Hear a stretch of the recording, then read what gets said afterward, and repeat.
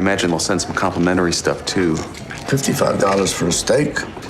We're known for their meat here. And $35 for a salmon? You get the salmon to blow you for that price? Hi folks, I'm Ignatiy Vishnevetsky. And I'm Alex Dowd. Today we're talking about the Meyerowitz Stories, new and selected, a film that Noah Baumbach made for Netflix, though it's also coming to theaters. Welcome to Film Club.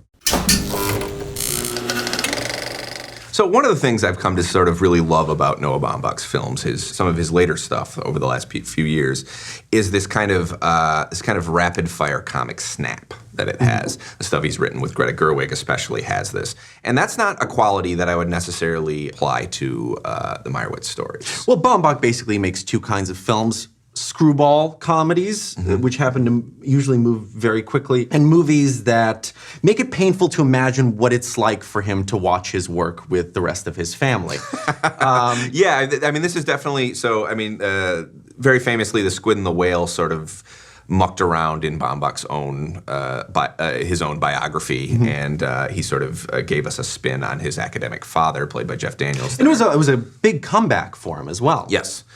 This film, I think, I don't know the exact autobiographical roots of it, but there are hints of that Jeff Daniels character again in the character played by Dustin Hoffman in this film. He's playing... AKA my dad. This is really? Okay. This shit is always very painful to watch. Okay. All right. So the film is basically about this dysfunctional New York family. I feel like Baumbach has become the baton has passed from Woody Allen to Noah Baumbach in terms of New York dysfunction and neurosis. Neuroses. Yeah. So this is about this sort of estranged New York family that's coming together. Dustin Hoffman's character is this sort of unappreciated artist, unsung in his own day. He's a sculptor, and he's potentially... Or unsung in his own mind.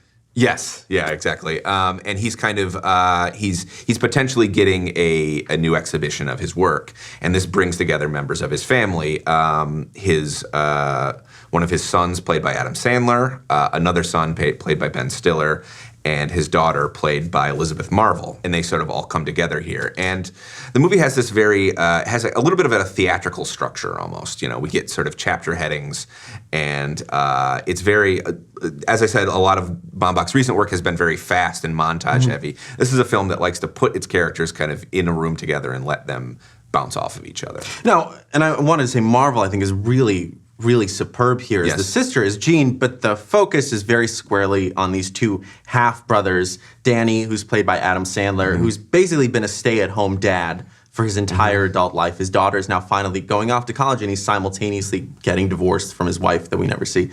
And Matthew, who's played by Ben Stiller, who lives in Los Angeles and is a successful accountant for apparently popular musicians, something along those lines. And their relationship but their relationship as it is refracted through their relationship with their father. I mean, there's a fantastic kind of a moment that's maybe a little bit too real where one of them says about their dad that if he wasn't, that he wants him to be a genius because if he wasn't a genius, then he was just a prick. Yep. I just think he explores this dynamic very, very well. Yes. Now, obviously I've got a weakness for this stuff, but I'm able to think about it critically nonetheless. I think this is one of his stronger films. Yeah, and I think part of that too is that I think those two lead performances are really terrific too. We've sort of seen Stiller be serious for Noah Baumbach before, but I think there are sort of new levels of vulnerability from him that I haven't seen before in this film.